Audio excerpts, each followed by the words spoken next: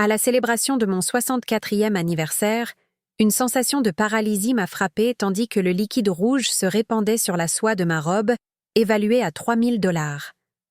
Ma belle-fille, Laura, a esquissé un sourire moqueur et a chuchoté. Maintenant, elle ressemble à la saleté qu'elle a toujours été. Sa mère, Elena, observait la scène avec une lueur d'approbation dans les yeux.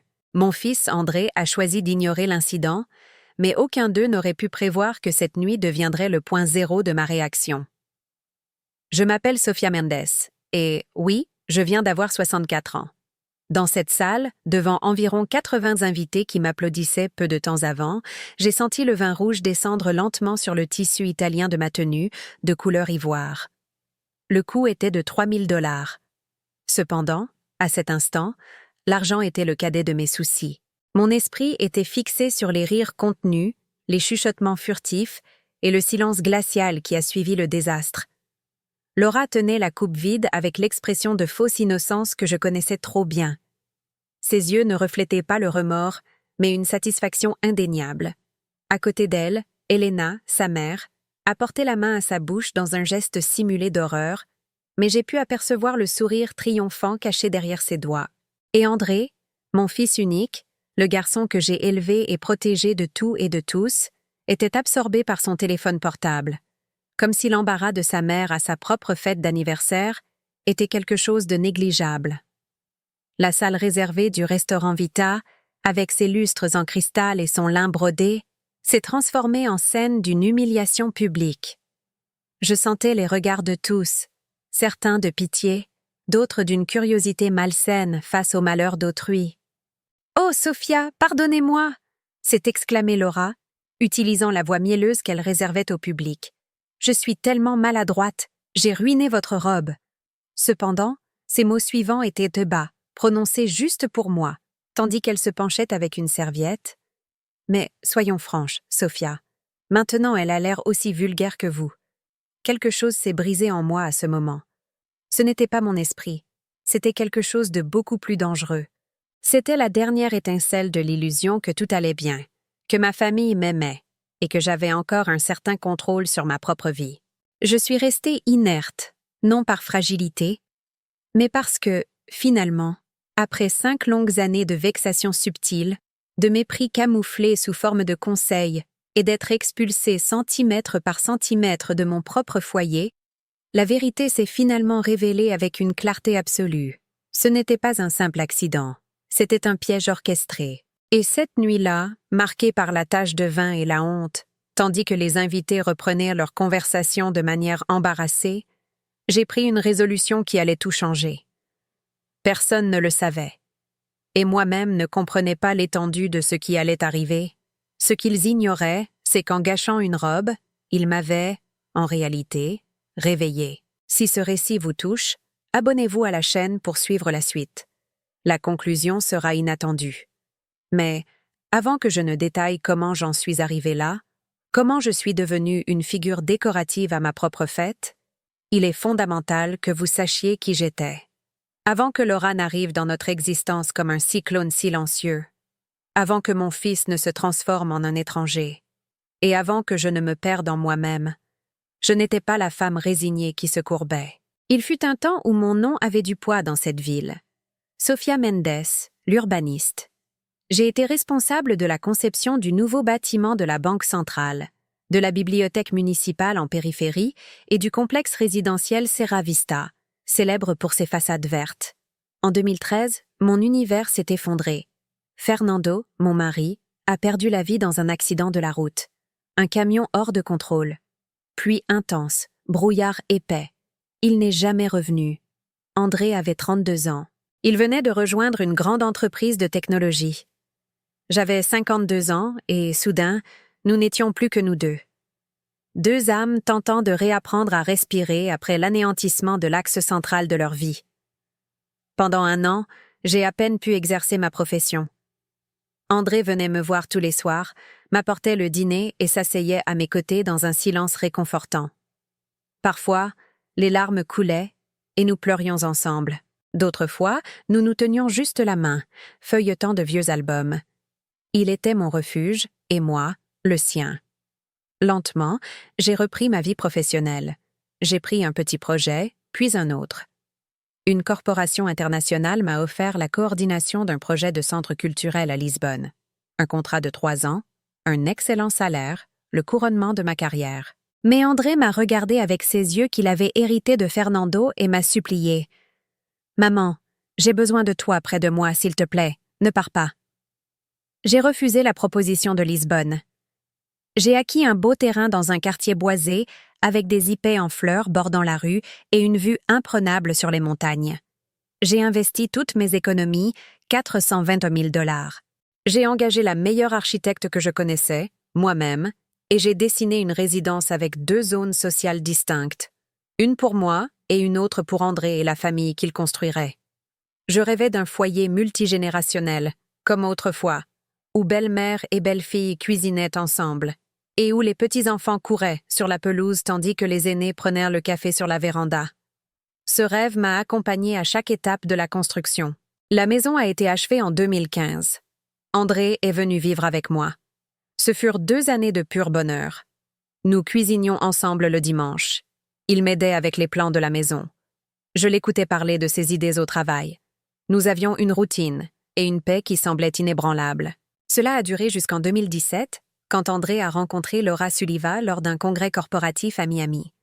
Au début, elle m'a semblé charmante, grande, mince, et avec le sourire impeccable de celle qui maîtrise l'art d'impressionner. Elle disait venir d'une famille aisée. Son père, selon elle, travaillait dans le secteur textile. Sa mère, Elena, était également veuve. Laura a fait preuve d'affabilité les premières semaines. Elle m'a interrogée sur mes projets, a complimenté l'architecture de la maison et s'adressait à moi avec une affection forcée que, à l'époque, j'ai jugée sincère. Le mariage a eu lieu en 2018. Une cérémonie sophistiquée dans un jardin de la région du Douro. J'ai payé la moitié des frais. Laura a pleuré à chaudes larmes de joie dans mes bras. « J'ai toujours rêvé d'une belle-mère comme vous », a-t-elle murmuré. Quelle grande folie de ma part d'y avoir cru. Les premiers mois ont été supportables. Laura a emménagé et semblait respecter mon territoire. Cependant, de petites altérations ont commencé à se manifester. Un tableau que j'aimais se retrouvait à un nouvel emplacement. Mes pots d'épices dans la cuisine étaient déplacés. Ma routine était interrompue par de nouvelles habitudes qu'elle instituait. « Nous faisons comme ça dans ma famille, Sophia », expliquait-elle de sa voix douce. « Ça ne vous dérange pas, n'est-ce pas ?» Et j'acquiesçais, en quête de tranquillité, pour le bonheur d'André, et parce qu'une belle-mère idéale ne devrait pas créer de conflits pour des broutilles. Mais le trivial a évolué vers l'invasion. Laura a convaincu André que j'avais besoin de soutien, arguant que, étant donné mon âge, gérer une maison aussi vaste était trop. Elle a renvoyé Fatima, ma gouvernante depuis 2 décennies, sans même me consulter. Elle a embauché une nouvelle jeune femme, Diana, qui n'obéissait qu'aux ordres de Laura. Puis, Elena est arrivée pour un prétendu court séjour. André m'a dit « Maman, que son appartement est en rénovation. » C'était en octobre 2020. Et Elena est avec nous encore aujourd'hui, en 2023. Elle s'est installée dans la chambre d'amis qui avait été conçue pour accueillir mes amis et l'a façonnée à son style, avec des images religieuses et des bougies. L'odeur de son parfum de mauvaise qualité infestait l'étage. Mère et fille, ensemble, ont mis en œuvre de nouvelles directives. J'ai été interdite d'utiliser le salon après 9 heures du soir, car Elena regardait ses feuilletons. Le volume de ma musique était toujours considéré comme excessif. Mes amis ont cessé d'être les bienvenus, accusés de perturber la tranquillité du foyer. Une fois, en rentrant d'une réunion, j'ai trouvé mon atelier de travail complètement transformé. Mes projets, mes croquis de 30 ans de profession, étaient entassés dans des boîtes. Laura avait converti la moitié de l'espace en une salle de yoga. « Sophia, vous ne l'utilisez presque jamais, et j'ai besoin d'un endroit pour ma méditation. » La sensation était celle d'avoir un morceau de mon essence volé. Cet atelier était mon temple, l'endroit où Fernando et moi avions passé des nuits à créer, et où chaque mètre carré était un dépositaire de souvenirs. André, je l'ai confronté cette nuit-là, c'est inacceptable. C'est mon lieu de travail. Il a à peine levé les yeux de son ordinateur. « Maman, tu as toute la maison. Tu ne peux pas partager une pièce? Laura veut juste être en bonne santé. » Essaie de la soutenir. Il me traitait comme si j'étais la cause du problème, comme si exiger le respect dans ma propre maison était un acte égoïste. Les caméras de surveillance ont été le point culminant avant l'anniversaire. Laura les a installées pour la protection, alléguant des vols dans le voisinage. Cela semblait raisonnable, mais l'équipement ne couvrait que mes zones, mon entrée, mon jardin, le couloir menant à ma chambre. Aucune ne couvrait les zones de Laura ou d'Elena. Lorsque je l'ai interrogée, Laura a souri. « C'est parce que vous vieillissez, Sophia. S'il vous arrive quelque chose, nous devons savoir. C'est pour votre bien, pour mon bien. » Tout était justifié comme tel, tandis qu'elles écourtaient chaque aspect de ma vie. J'ai cessé d'inviter des amis, car Laura trouvait toujours un moyen de les mettre mal à l'aise. J'ai cessé de cuisiner, car Diana s'en occupait déjà. J'ai cessé d'écouter de la musique, car cela les dérangeait. J'ai cessé, simplement, d'exister dans ma maison. Et André, mon fils, était devenu une marionnette, n'apparaissant que pour manger, dormir et valider toutes les décisions de sa femme. Ses journées étaient longues au travail. Les week-ends, remplis d'engagement. Lors des rares tentatives de conversation en tête-à-tête, Laura interrompait invariablement. « Mon amour, j'ai besoin de toi. Tu sais comme ta mère devient quand elle se sent seule ?» Elle me dépeignait comme un fardeau, une vieille névrosée qui avait besoin de surveillance. Il y a eu des jours où j'errais dans ma maison comme un spectre, inaudible, sans voix ni pouvoir de décision. Jusqu'à cette nuit du 20, où les paroles de Laura m'ont frappé comme des poignards. Ce fut le moment où j'ai compris, ce n'était pas de la négligence, mais un stratagème. Un plan pour m'annuler, pour tout prendre, pour me faire taire sans que personne ne remarque mon absence. Mais elles ont commis une erreur, elles m'ont sous-estimé. Elles ont présumé que mon silence était une défaite, que mon sourire était de la stupidité. Et cette nuit-là, tachée de vin et avec une fureur refoulée, je me suis réveillée. Parce qu'une femme qui a dessiné des bâtiments de ses propres mains ne s'effondre pas facilement. Elle a juste besoin de se souvenir de qui elle était, avant de permettre qu'on lui dise qui elle devrait être. Cette nuit-là, après l'incident du vin, je ne suis pas retournée immédiatement dans la salle. C'était impossible. Mes jambes vacillaient. Ma poitrine brûlait d'un mélange d'humiliation et de quelque chose de bien plus sombre, quelque chose qui s'était accumulé pendant des années. Je me suis dirigée vers le jardin du restaurant. Il y avait des lanternes suspendues aux arbres et une mélodie subtile émanait de la salle. L'air froid a touché ma peau, me permettant, enfin, de respirer. J'ai retiré mes chaussures. L'herbe était humide sous mes pieds. La robe, désormais inutilisable, collait à mon corps. 3 000 $ transformés en un chiffon taché. Mais la robe ne m'importait plus. Ce qui me frappait, c'était le fiel dans le sourire de Laura, la complicité dans le regard d'Elena et l'omission lâche d'André. Je me suis assise sur un banc caché entre les buissons. J'avais besoin de quelques instants avant de revenir et de feindre la normalité, avant de sourire et de remercier pour une fête qui se révélait être mon enterrement social. C'est alors que je les ai entendus. Des voix féminines venant des toilettes extérieures, près de là où j'étais. La fenêtre était légèrement ouverte. J'ai reconnu les rires instantanément. « Tu as vu sa tête ?» La voix de Laura vibrait de triomphe. J'ai cru qu'elle allait s'effondrer en pleurs là même. « Tu as exagéré, ma chérie », a dit Elena. Mais son ton n'était pas de réprimande, mais de pure fierté. Cependant, je dois admettre, l'idée de la robe était brillante. 3 000 $ jetés à la poubelle. Elle avait besoin d'afficher exactement ce qu'elle est. Une vieille ridicule qui se donne de l'importance. Mon cœur s'est arrêté. Ce n'était pas un accident. Je m'en doutais déjà, mais la confirmation verbale a été dévastatrice. « Et André ?» a demandé Elena. « André fait exactement ce que je lui dis. Tu devrais le savoir, maman ?» a répondu Laura en riant.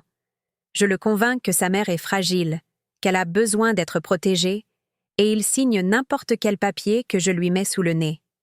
Le processus pour le fonds fiduciaire est presque terminé. Fonds fiduciaire? Le mot a sonné comme un coup de feu. Presque, a confirmé Laura. L'avocat d'André a déjà préparé tous les documents. Nous n'avons besoin que de sa signature. Nous allons dire que c'est pour sauvegarder le patrimoine, au cas où elle commencerait à avoir des problèmes de cognition, ce qui est normal à son âge. Et elle va signer. Bien sûr qu'elle va le faire, surtout après ce soir. En voyant que personne ne la respecte plus, elle sera tellement fragilisée qu'elle fera n'importe quoi pour un peu d'affection de son fils. J'ai senti un nœud dans ma gorge. « Et après » a insisté Elena.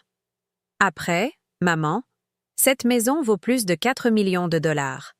Avec elle dans le fond et nous comme administratrice, nous pouvons vendre notre part. André héritera du reste lorsqu'elle décédera, mais d'ici là, nous serons déjà en Floride. Tu te souviens de cet appartement avec vue sur la mer que nous avons vu? Tu peux imaginer? Génial, ma chérie. Mais tu ne trouves pas que c'est un peu trop?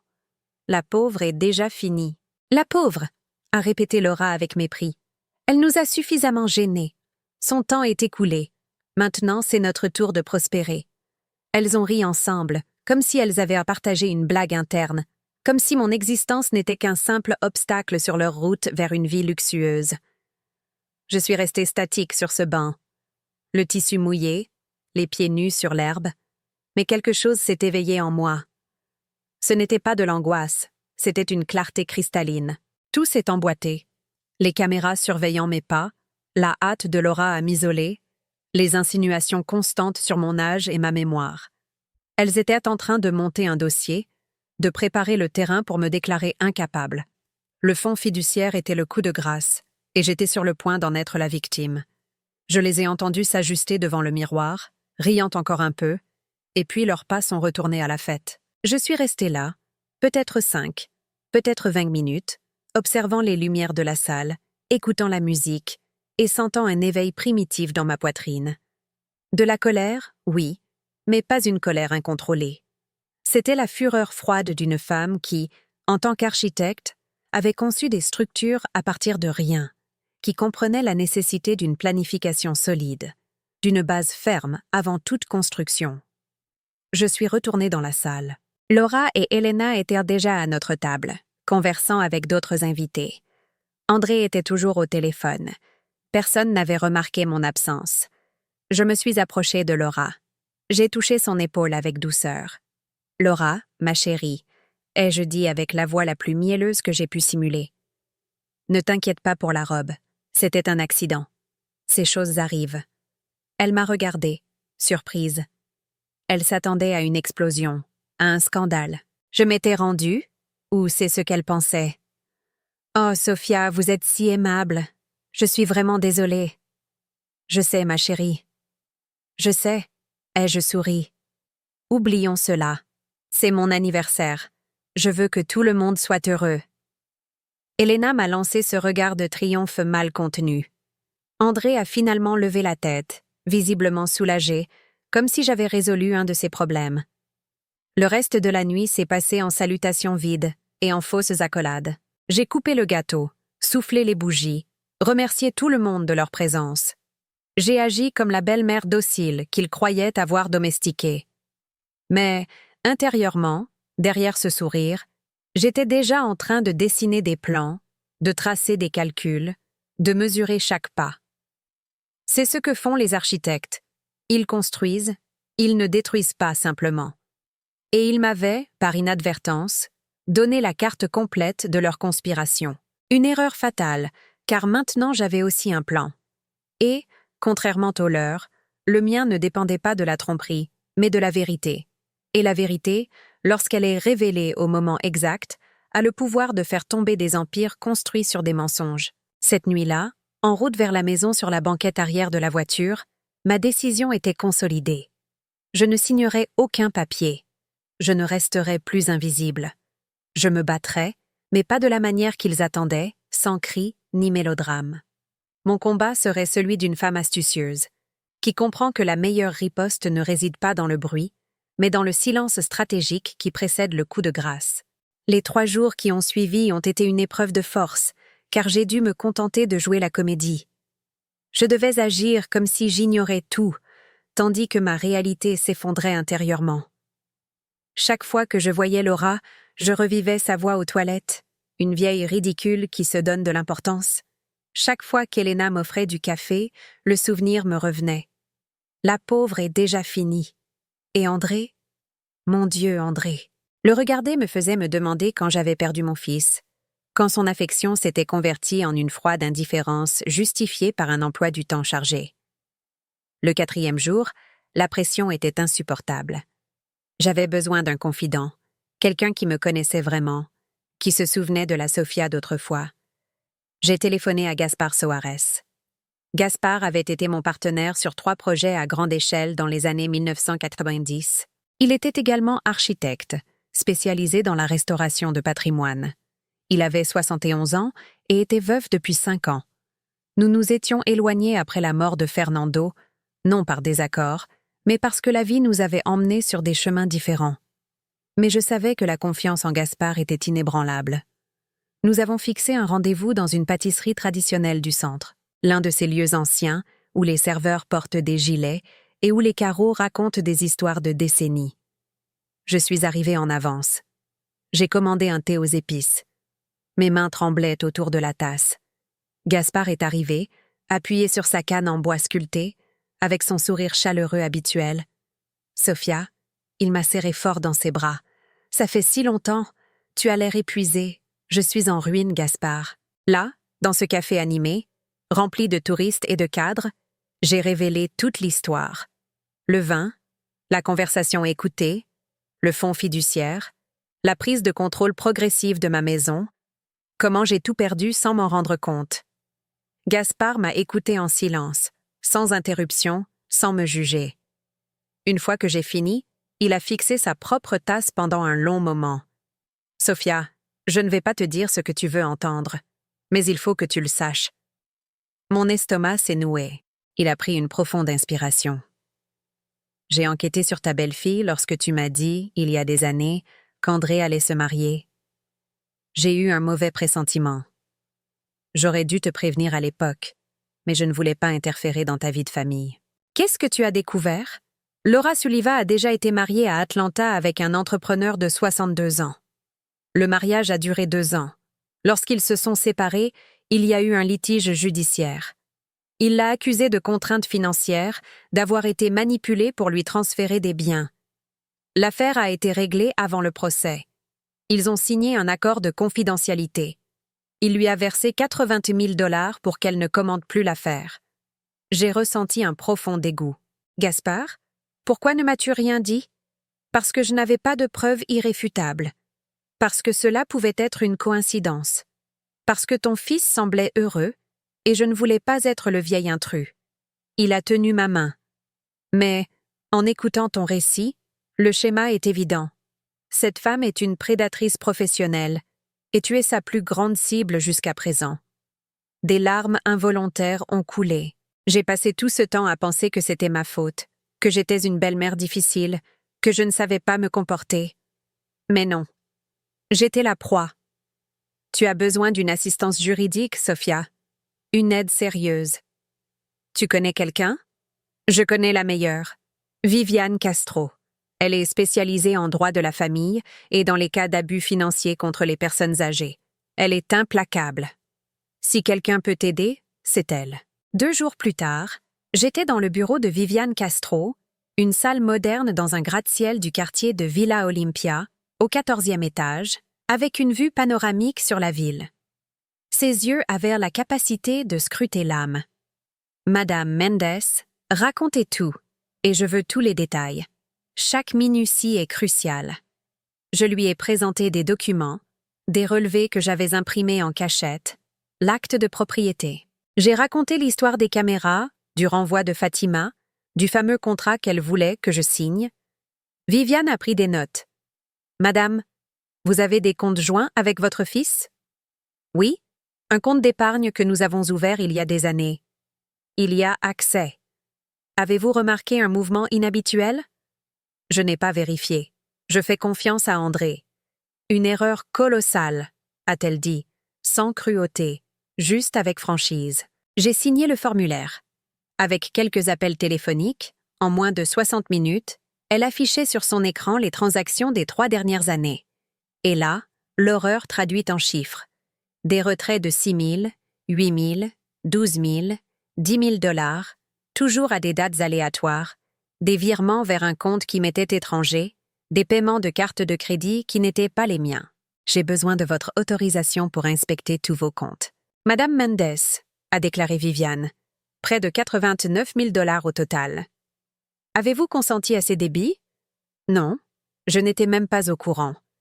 Cela constitue un détournement de fonds et un abus financier, et nous avons des preuves documentaires. Viviane a poursuivi l'analyse. Elle a trouvé des reçus, l'un au nom de Laura concernant une automobile que je n'avais jamais vue, d'une valeur de 38 500 $, un autre d'un voyage à Maragogi, d'un montant de 9 500 $, achat dans des magasins de luxe, bijoux, vêtements, tout payé avec mon capital sans mon consentement. De plus, a poursuivi Viviane, s'il tente de vous obliger à signer un quelconque document alléguant une incapacité mentale, nous entamerons une procédure. Avez-vous un déficit cognitif réel? Aucun. Mon médecin peut l'attester. Excellent. Faites une évaluation neurologique complète. Ainsi, nous aurons la preuve que vous êtes en pleine possession de vos facultés mentales, ce qui annulera toute tentative de vous déclarer incompétente. Et que ferons-nous avec l'argent détourné? Un procès civil. Nous récupérerons chaque centime, mais ce sera un processus long. Viviane s'est penchée sur la table. Madame Mendes, il faut que vous compreniez. Ce combat sera amer. Votre fils devra prendre position, et il ne sera peut-être pas de votre côté, du moins au début. Les mots ont apporté de la douleur, mais j'ai reconnu la vérité en eux. Êtes-vous prête à aller jusqu'au bout? A demandé Viviane. J'ai pensé au vin renversé, au rire cruel, à l'invasion de ma maison, à la distance de mon fils, aux années de silence et d'humiliation. Jusqu'au bout, ai-je répondu, même si cela me coûte tout. Viviane a souri, un sourire que je n'avais pas vu depuis longtemps, celui d'une alliée inconditionnelle. Alors, allons au combat. Ils ont commis une erreur grossière. Ils ont sous-estimé l'urbaniste. Je suis sortie de ce bureau transformé. Je n'étais plus la victime effrayée. J'étais la stratège, l'artisan des plans. Laura et Elena avaient déclaré la guerre sans le savoir, et je venais d'enrôler mon général. En architecture, il y a une règle d'or. On ne construit jamais sur un sol mouvant. Il faut d'abord enlever toute la terre contaminée. Et c'était exactement ce que j'étais sur le point de faire. Je suis rentrée à la maison cet après-midi-là, comme une actrice se préparant pour la performance de sa vie. Viviane m'avait donné des instructions strictes. Ne changez pas votre comportement. Au contraire, soyez encore plus complaisante. Plus leur confiance sera grande, plus ils seront susceptibles de commettre des erreurs. C'est ce que j'ai fait. Je suis arrivée avec des sacs de course. J'ai salué Elena, qui regardait son feuilleton, et je lui ai offert des biscuits. Elle m'a à peine regardée. « Oh, Sophia, quelle gentillesse! Mais vous savez que je ne consomme pas de farine. »« Mon sucre, vous vous souvenez ?» J'ai souri. Laura est arrivée de son cours de pilates. Elle portait des vêtements de marque et affichait le sourire de celle qui vient de dissiper de l'argent qu'elle n'a pas gagné. « Sophia, pouvons-nous parler ?» J'ai un sujet important à aborder. Mon cœur s'est accéléré, mais j'ai gardé mon calme. « Bien sûr, ma chérie. Qu'est-ce que c'est ?» Nous étions dans le salon, mon salon, maintenant avec des meubles que je n'ai pas choisis et des coussins que je n'ai pas achetés. André et moi réfléchissons. Elle a fait une pause théâtrale. À votre âge, gérer les finances peut être stressant. Que diriez-vous de transférer la maison à un fonds fiduciaire? Ainsi, vous vous libérez de toute préoccupation. Nous nous occuperons de tout. Le piège était là, servi sur un plateau d'argent. Le fonds fiduciaire. J'ai simulé la confusion. Je ne comprends pas bien ces termes juridiques. Exactement. C'est pourquoi c'est la solution parfaite.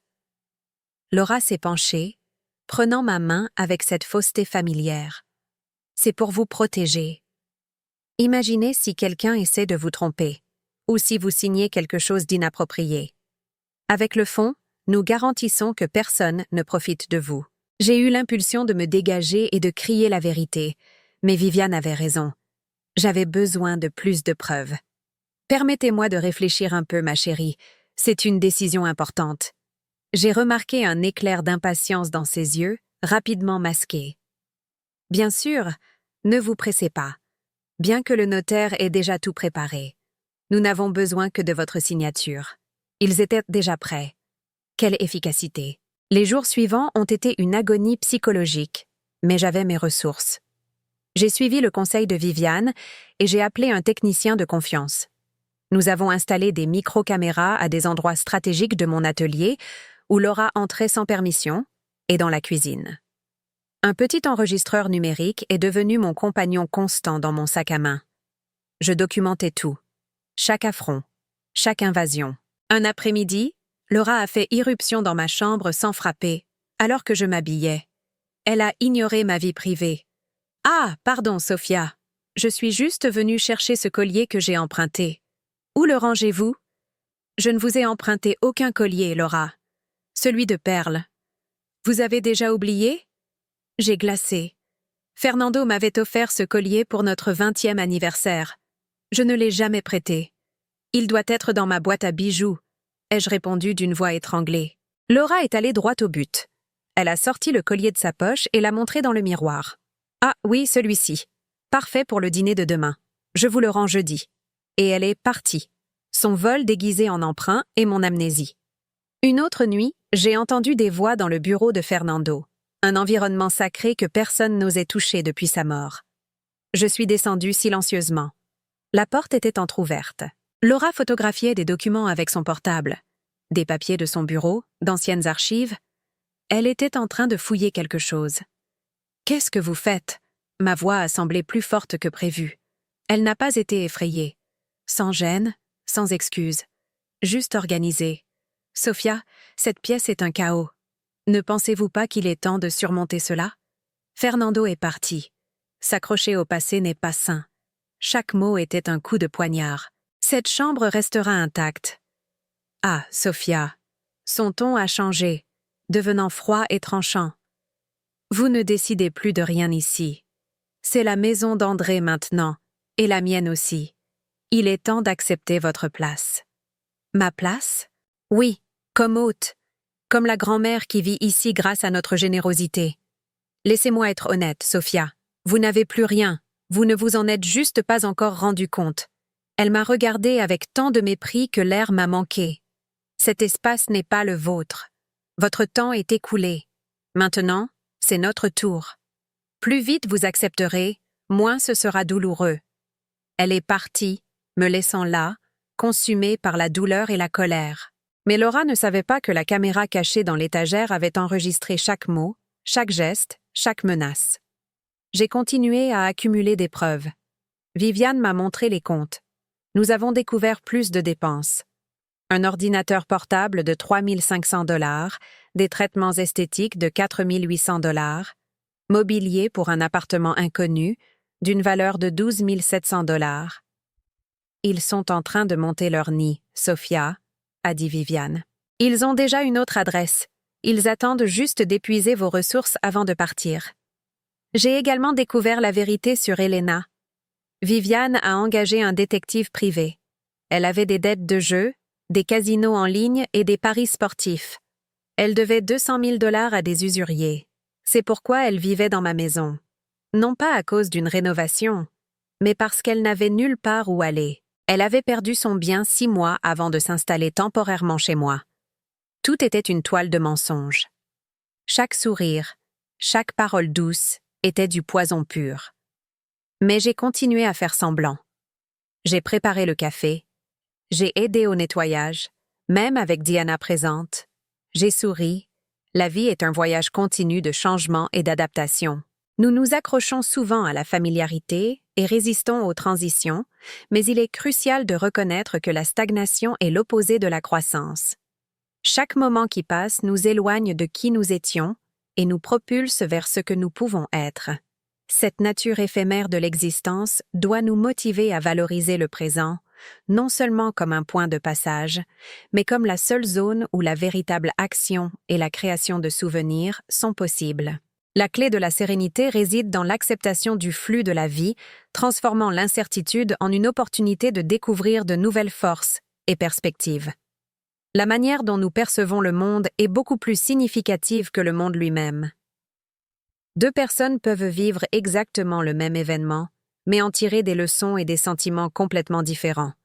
Cette distinction souligne l'immense pouvoir de notre perspective. C'est une lentille que nous pouvons ajuster. En choisissant l'optimisme et la gratitude, même face aux défis, nous ne nions pas la difficulté, mais exerçons notre liberté de nous concentrer sur la force que nous gagnons et sur les possibilités qui subsistent.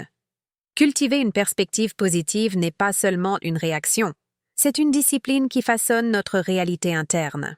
En fin de compte, la quête de connexion et de but propulse l'expérience humaine. Nos vies acquièrent un sens plus profond lorsque nous sortons de nos propres limites et nous nous dédions à quelque chose de plus grand que le soi individuel, que ce soit par des relations significatives, le service à la communauté ou la poursuite passionnée d'un objectif. C'est dans l'interaction avec les autres et dans l'impact que nous provoquons que nous trouvons la véritable satisfaction. Réfléchir à la manière dont nous pouvons contribuer, aimer et nous connecter rend la vie non seulement supportable, mais profondément gratifiante, tissant notre histoire personnelle dans le tissu plus large de l'humanité. La réflexion est précieuse, mais l'action est là où la magie opère. N'attendez pas le courage parfait, le moment idéal ou une garantie de succès. La plus grande barrière entre vous et vos objectifs n'est pas le manque de capacité, mais la procrastination déguisée en planification excessive. Le conseil final et le plus puissant est « commencez maintenant ». Faites le premier pas imparfait. L'énergie de l'inertie n'est brisée que par le mouvement. Et c'est dans le processus de faire que vous gagnez en clarté, que vous construisez de l'élan et, plus important encore, que vous commencez à vivre la vie que vous avez imaginée. Ne laissez pas l'inspiration mourir. Transformez ce moment en progrès. Abonnez-vous aujourd'hui et recevez les outils, les stratégies et le coup de pouce constant dont vous avez besoin pour passer de la réflexion à la réalisation. Cliquez ici et rejoignez la communauté d'action.